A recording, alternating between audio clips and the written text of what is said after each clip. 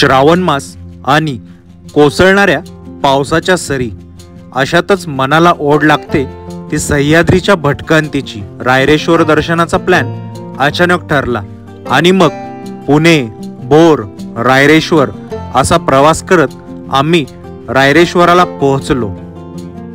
रायरेश्वर जितके याचे ऐतिहासिक महत्त्व तितकेच भौगोलिकही। त्याचे कारण म्हणजे या पठाराचा प्रचंड विस्तार आणि येथे असलेली जैवविविधता, स्वतःमध्ये अनेक गूढ सामावलेली। रायरेश्वरास कितीही वेळा भेट दिली तरी नेहमी काहीतरी नवीन पाहण्यास, अनुभवण्यास मिळते। फक्त ती दृष्टी आपल्याकडे हवी। अनादी काळापासून या पठारावर अशीच एक ऊर्जा वसलेली आहे। आजचा प्रवास श्रावण मासानिमित्त तिला खास अनुभवण्याचा।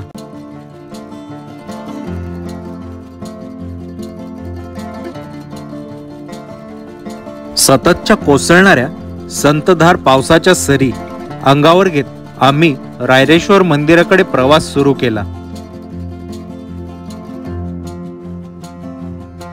चहूबाजूला पसरलेले दाट धुके नजरेस पडत होते।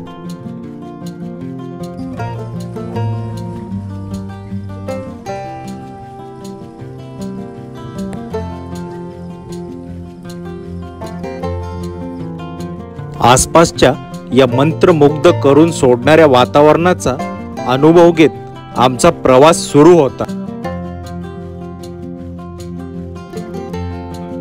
कोसळणाऱ्या पावसामुळे सृष्टीचे बहरलेले हिरवेगार रूप आणि वाऱ्यावर डौलणारी रानफुले लक्ष वेधून घेत होती। मंदिराकडे वाटचाल करताना वाटेत पवित्र असा गोमुखी जलकुंड पाहावयास मिळतो। या पवित्र कुंडातील पाणी आजही पिण्यासाठी वापरतात। कुंडापासून काही अंतर चालून जाताच आपणास रायरेश्वराचे ऐतिहासिक मंदिर नजरेस पडते।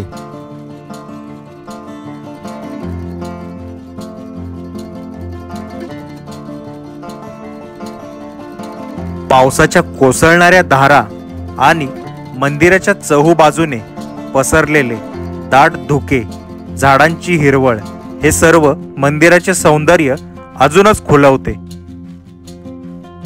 बेफाम कोसळणाऱ्या पावसाची तमा न बाळगता भक्तमंडळी दर्शनासाठी येत होते। त्यामुळे वातावरण भक्तिमय भासत होते, ज्याच्या साक्षीने शिवरायांनी हिंदवी स्वराज्य स्थापनेची शपथ घेतली तो हा आदियोगी शिवशंकर अनादी काळापासून येथे शिवलिंगाच्या स्वरूपात वसलेला आहे। तेही स्वतःमध्ये प्रचंड ऊर्जा धारण करून तीच प्रचंड ऊर्जा भाविकांना येथपर्यंत घेऊन येते।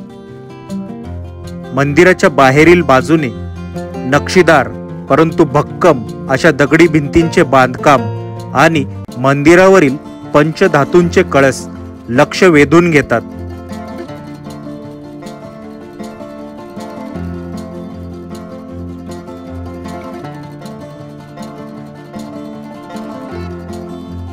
मुखमंडपात काळाच्या ओघात जीर्ण झालेल्या नंदी महाराजांच्या मूर्ती पाहावयास मिळतात।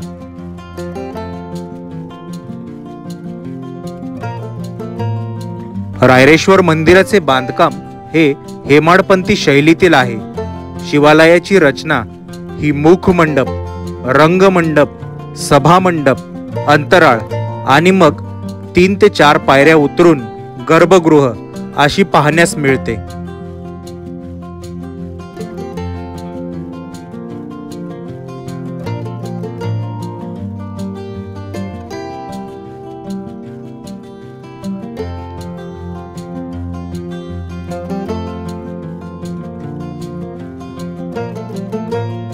गाभाऱ्यामध्ये पोहोचताच तेथे असणारा गारवा हा जाणवतो आणि त्या ठिकाणी असलेली प्रचंड ऊर्जा मनाला नवसंजीवनी देते।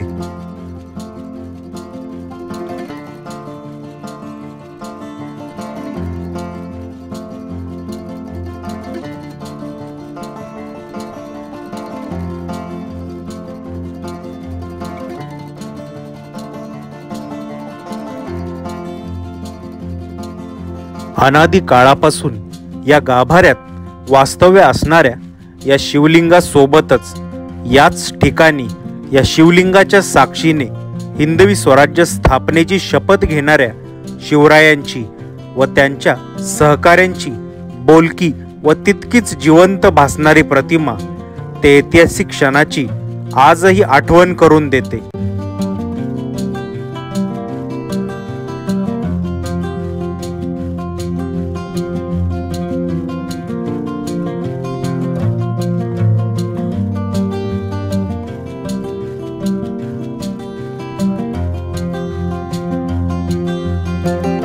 मंदिराच्या अंतराळात आणखीन काही शिवाच्या प्रतिमा पाहावयास मिळतात.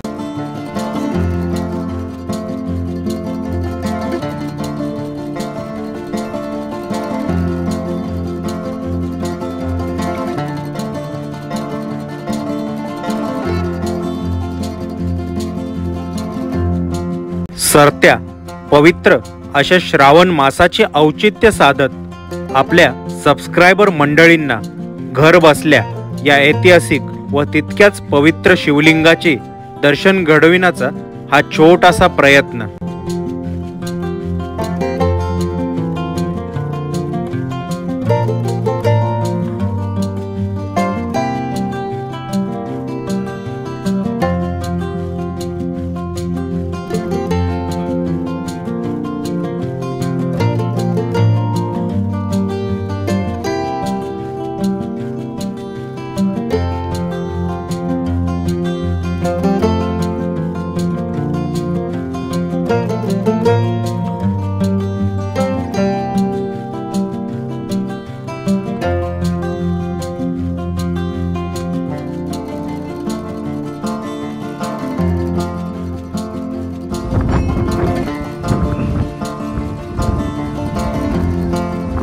हळूहळू रौद्ररूप धारण करणाऱ्या वरुण राजाच्या साक्षीने पुन्हा पुन्हा अशीच भेट घडू देत असे साकडे घालत आम्ही रायरेश्वराचा निरोप घेतला.